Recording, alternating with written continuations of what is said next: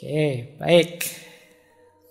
Kita mulai babak kedua. Tadi babak pertama kita membahas tentang kesendirian dan kesepian dan ikhwal, tentang sisi negatifnya kesendirian. Sekarang kita mulai masuk ke sisi positifnya. Yang pertama,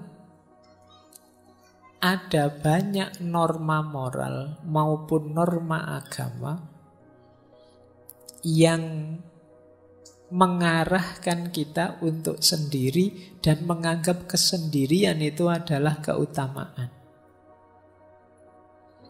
Nanti yang agama saya bicarakan di belakang. Saya ambil contoh misalnya Mahatma Gandhi. Orang itu bisa membuktikan dirinya khususnya dalam kesendirian. Kata Gandhi, adalah mudah untuk tegak dalam kerumunan, namun memerlukan keberanian untuk tegak sendirian. Orang itu kalau temannya banyak, terus petentang-petenteng, itu gampang, koncone oke. Ya kalau sendirian, baru dia disebut pemberani. Ayo kamu sendirian petentang-petenteng, kalau berani misalnya. Itu sederhananya begitu maunya Gandhi. Orang itu bisa tegak sendirian baru dia hebat. Kalau sekedar tegak bareng temannya ya belum. Kalau pas nongkrong bareng temannya banyak, terus ada yang lewat sweet berani. Tapi ketemu satu-satu gitu biasanya kamu grogi. Jadi orang itu terbukti kehebatannya ketika dia sendirian. Kalau kamu bareng orang banyak, lewat kuburan, santai saja. Mungkin kamu sampai, ayo kalau ada hantu keluarlah ngono. Tapi begitu sendirian, wah, ono angin sidik, wah, melayu mesti banter. Terbukti keberanianmu saat sendirian. Kebaikan juga begitu. Kalau kamu sendirian masih juga baik, berarti kamu memang orang baik. Tapi kalau kamu baiknya hanya pas ada orang banyak, ya kamu sebenarnya hanya pencitraan. Jadi mudah untuk mengklaim bahwa kamu hebat ketika dalam kerumunan. Untuk membuktikan kamu hebat beneran ya saat sendirian. Jadi ini salah satu quote untuk menegaskan betapa sendirian itu sebenarnya bermakna pembuktian. Kamu hebat beneran apa enggak? Kamu jago beneran apa enggak? Makanya kata Lause, orang biasa itu membenci kesendirian. Namun seorang master, dia bisa memanfaatkan kesendirian, dia memeluk kesendirian sambil menyadari bahwa dia adalah satu dengan seluruh semesta.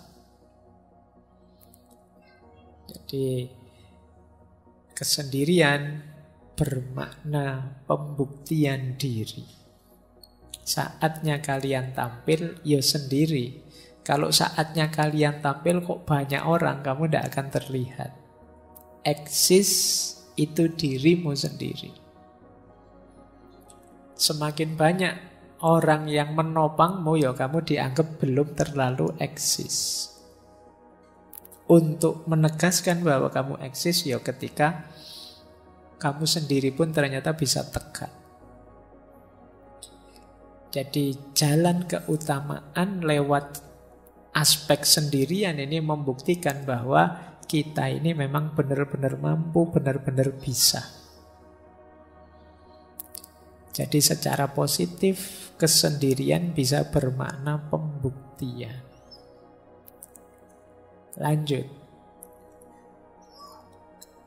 Secara positif juga kesendirian bisa bermakna kebebasan.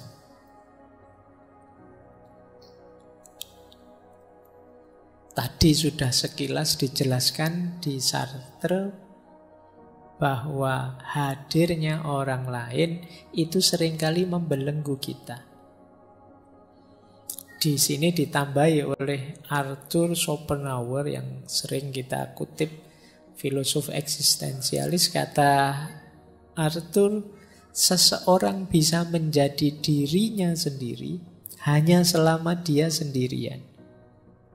Dan jika dia tidak menyukai kesendirian, dia tidak akan menyukai kebebasan. Karena hanya ketika dia sendirian, dia benar-benar bebas. Ini bebas ini maknanya dua. Bebas dalam arti kita bisa melakukan apapun tanpa terhalangi, atau bebas dalam arti kita bisa melakukan apapun tanpa bantuan orang lain. Jadi ini pembuktiannya lewat apa? Lewat kesendirian. Mampu apa tidak sendirian. Dan diilustrasikan dengan unik oleh Leonardo da Vinci. Kata Leonardo da Vinci, jika engkau sendirian, engkau sepenuhnya memiliki dirimu sendiri. Jika engkau ditemani oleh satu pendamping, engkau hanya memiliki sebagian dari dirimu sendiri, bahkan kurang, sebanding dengan kesembronoan perilakunya. Dan jika engkau memiliki lebih dari satu pendamping, engkau akan jatuh lebih dalam ke dalam penderitaan yang sama. Kalau kita sendiri, kita memiliki diri kita utuh. Tapi kalau ada teman satu saja, ya kita memiliki diri kita setengah. Yang setengah miliknya teman tadi. Kita kan berusaha mengadaptasikan dengan teman. Misalnya teman kita, saya itu tidak seneng lihat orang pakai baju merah, yo. Padahal kita pengen pakai baju merah karena bareng teman ini, akhirnya kita nego tidak pakai baju merah. Kita tinggal setengah. Ada teman kok nginep di kos, tiba-tiba bilangnya, saya kalau lampu nyala tidak bisa tidur. Sementara kita kalau tidur lampunya nyala. Kita tinggal setengah diri kita. Itu kalau temennya satu. Kalau temennya tiga, diri kita tinggal seperempat. Nego dengan 4 teman ini mungkin maunya beda-beda. Saya tidak bisa tidur kalau tidak lampu disco. Saya tidak bisa tidur kalau tidak lampu, misalnya. Apa tidak puyeng kamu? Akhirnya semalam tidak tidur itu mikir lampu. Jadi semakin banyak orang, ya semakin banyak negosiasi-negosiasi.